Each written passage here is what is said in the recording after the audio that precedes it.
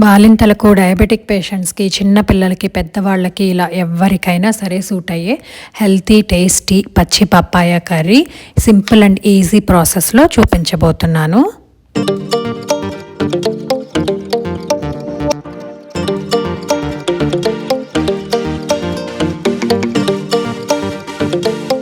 Hello everyone. Welcome back to live your life USA Telugu vlogs. అందరూ ఎలా ఉన్నారండి? ఈరోజు వీడియోలో పప్పాయ కర్రీ అయితే చూపించబోతున్నాను. దీనికోసం ముందుగా పచ్చి పప్పాయ ఒకటి తీసుకోవాలండి. ఇది కొంచెం గట్టిగా ఉంటేనే బావుంటుంది కూర వండుకోవడానికి. మెత్తగా అయింది బాగోదండి. సో, అది చెక్ చేసి అలాగే ఈ పప్పాయని బాగా శుభ్రం చేసుకొని, పీల్ ఆఫ్ చేసి, స్లైసెస్ చేసుకొని ఒక్కసారైతే టేస్ట్ చూడండి. కొన్ని పప్పాయలైతే చేదుగా ఉంటాయి. అవి అసలు పనికిరాదండి కూరకి కానీ, హల్వాకి కానీ, వేరే రెసిపీస్‌కి. అందుకని ఒక ముక్క టేస్ట్ చేయండి. ఈ బప్పాయ ముక్కలన్నీ కూడా మనం కావాల్సిన సైజులో స్లైసెస్ చేసుకొని రెడీగా ఉంచుకోవాలండి. ఈ కర్రీని చాలా రకాలుగా చేసుకోవచ్చండి. నేనైతే మాత్రం సింపుల్ ప్రాసెస్‌లో ప్యాన్‌లో డైరెక్ట్‌గా చేసుకునే మెథడే చూపిస్తున్నాను.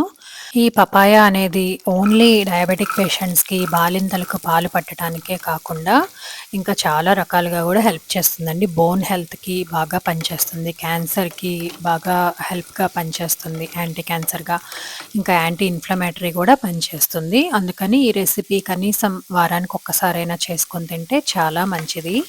సో, పదండి అయితే రెసిపీలోకి వెళ్ళిపోదాము. ఇందుకోసం ఒక ప్యాన్‌లో ఆయిల్ తీసుకొని, తాలింపు గింజలు అన్నీ వేసుకొని, ఈ రా పపాయ ముక్కలన్నీ కూడా వేసుకొని ఒకసారి కలపెట్టుకోవాలండి. ఇవన్నీ తొందరగా ఉడకటం కోసం తగినంత ఉప్పు, అలాగే పసుపు వేసుకొని మూత పెట్టుకొని కుక్ చేసుకోవాలి. ఈలోపు ఇందులోకి కావాల్సిన పొడిని తయారు చేసుకుందాము.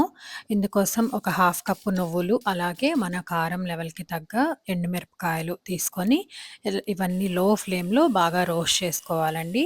నువ్వులు చిటపటలాడే వరకు రోస్ట్ చేసుకుంటే పచ్చిగా లేకుండా బావుంటుంది.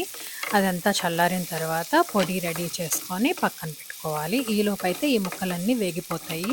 కరెక్ట్‌గా ఒక పావు గంటలో ఇది రెడీ అయిపోతుందండి. చాలా తొందరగానే కుక్ అయిపోతుంది. ఇలా ముక్క ఒకటి కట్ చేసి చూస్తే మనకి తెలుస్తుంది. ఇంకా టైం పట్టిద్దనుకుంటే ఇంకొక 2 నిమిషాలు ఫ్రై చేసుకుంటే సరిపోతుంది. మనం తీసుకునే ముక్క సైజుని బట్టి, అలాగే క్వాంటిటీని బట్టి ఉంటుంది. 90% కుక్ అయిపోయిన తర్వాతే మనమైతే ఇప్పుడు చేసుకున్న పౌడర్ వేసుకోవాలండి. లేదంటే పచ్చిగా ఉండి కూర అంత రుచిగా ఉండదు. ఇప్పుడు బాగా కుక్ అయిపోయిందనుకున్న తర్వాత మనం ముందుగా చేసి పెట్టుకున్న ఈ నువ్వుల కారం పొడైతే వేసుకోవాలి.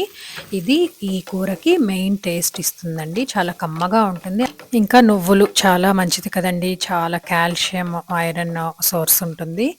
సో, ఈ పొడంతా కూడా వేసుకొని మరొక 2, 3 నిమిషాలైతే వేయించుకోవాలి. అప్పుడు బాగా ముక్కలంతటికి ఈ ఫ్లేవర్ పట్టి కూర చాలా రుచిగా ఉంటుంది.